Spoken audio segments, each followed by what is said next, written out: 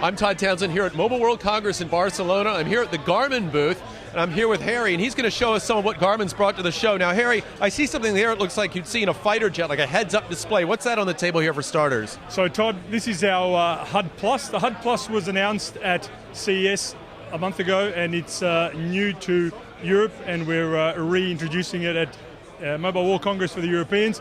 This is basically a one-stop solution. It has our HUD hardware, which has been on the market now for a while, plus access to a smartphone application in the one box. So you don't need to already have a pre-existing Garmin navigation application on your smartphone. So this can run off the dash in your car and deliver real-time information right in front of your eyes, basically. Absolutely. It's the concept is to sit in front of the driver's field of view. It's supposed to take the distraction element away from the driver and really have the driver focusing on the road, whilst at the same time getting all the relevant navigation information directly in his field of view. Okay, great. And I noticed too, you're wearing a pretty fancy looking watch there with a phone. Why don't you tell us about that, one of the new smartwatches? I am indeed. So brand new to MWC, we are announcing our implementation of pedestrian navigation on the Sony smartwatch.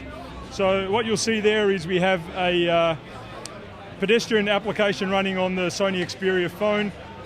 The watch takes a snapshot of the map at a point in time and allows the user to basically have a look at the navigation screen on the phone and on the watch, and at the same time the phone can be sitting with the screen off in your pocket. It doesn't actually do real-time updates, but you can refresh your screen just by pressing the refresh button, and you see there you just get the next instant of where you're going. So really easy, doesn't impact on the battery life of the watch, so you can still get a really good amount of use out of it. Okay, so Garmin obviously has been in the business forever, navigation, and then along came phone-based navigation.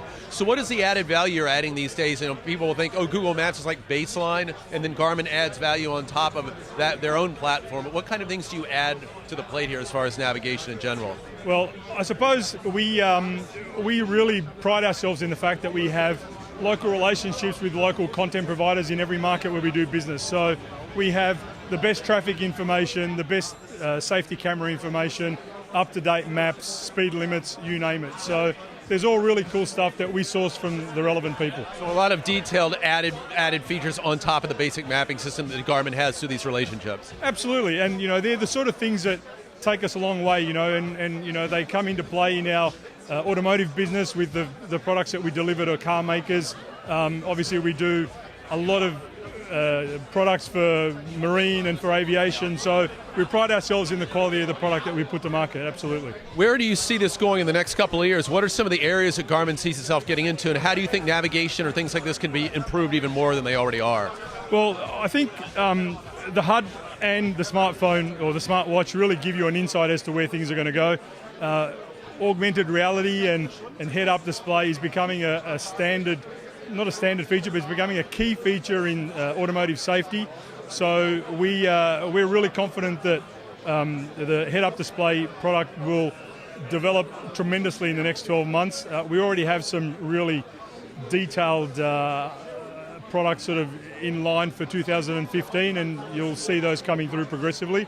And smartwatches obviously is the buzzword at the moment. Everyone's got one, and I really think we're going to see some magnificent things happen there. As the hardware improves, our ability to interact with the hardware is going to improve dramatically as well. There's a lot of like real-time interaction with the different pieces of hardware and all that are incremental improvements that we'll see. Yeah, absolutely. I mean, you know, you don't have things like compasses and gyros in a lot of these products at the moment, so as the battery lives improve and the onboard hardware elements improve, we'll be able to do a lot more with the implementation of navigation on the smartwatches as well.